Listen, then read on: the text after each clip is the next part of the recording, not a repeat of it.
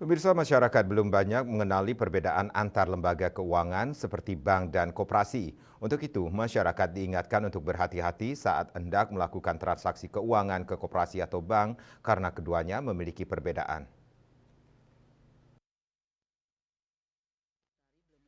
Kepala Pusat Studi Hukum Perbankan dan dosen Fakultas Hukum Universitas Bandar Lampung, Sulfi Dianzaini saat edukasi keuangan di Denpasar mengungkapkan dalam melakukan transaksi keuangan atau mengelola dana, masyarakat harus memahami dahulu lembaga keuangan, apakah itu koperasi atau perbankan. Jika mengacu pada Undang-Undang Nomor 4 Tahun 2023 tentang pengembangan dan penguatan sistem dan sektor keuangan telah berlaku dan disahkan atau diundangkan per 12 Januari 2023. Adanya perubahan yang terjadi bertujuan untuk memperkuat regulasi dan tata kelola di sektor perbankan dan keuangan, termasuk lingkup pidana yang diatur. Seluruh pengurus dan pegawai bank, bahkan pihak ketiga yang menimbulkan kerugian bagi bank akan dikenakan tindak pidana perbankan. Contohnya apabila nasabah melakukan konspirasi dengan pihak bank atau dengan salah satu pegawai bank, maka pegawai bank dikenakan tindak pidana perbankan, sedangkan nasabahnya dikenakan pidana umum.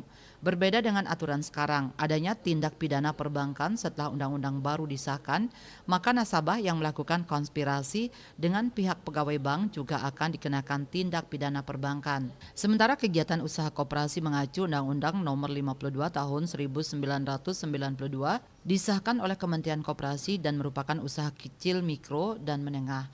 Hal ini berbeda dengan kegiatan perbankan, di mana izin usahanya dikeluarkan Bank Indonesia dan Otoritas Jasa Keuangan OJK. Selaku Bank Sentral, Bank Indonesia mengatur mengenai pengawasan dalam sistem pembayaran. Fungsi penting lainnya Bank Indonesia untuk menjaga stabilitas mata uang rupiah.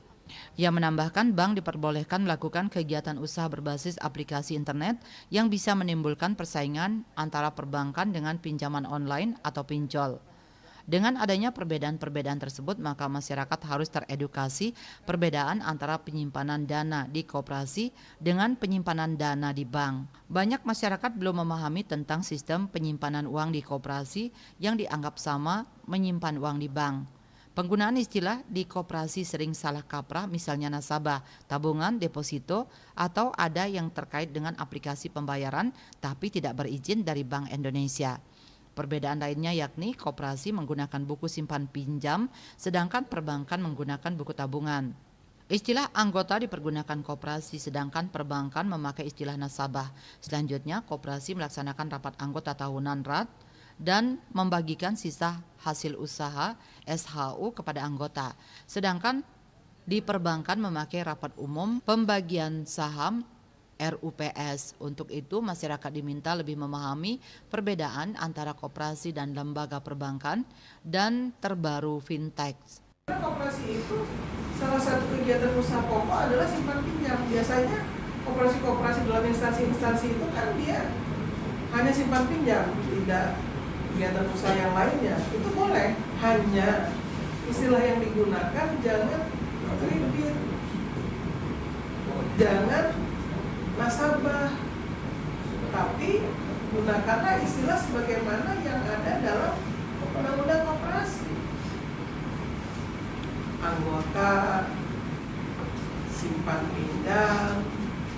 Jadi jangan mengambil istilah perbankan agar menarik masyarakat seolah-olah dia sama dengan bank. Raiswantara, Bali TV.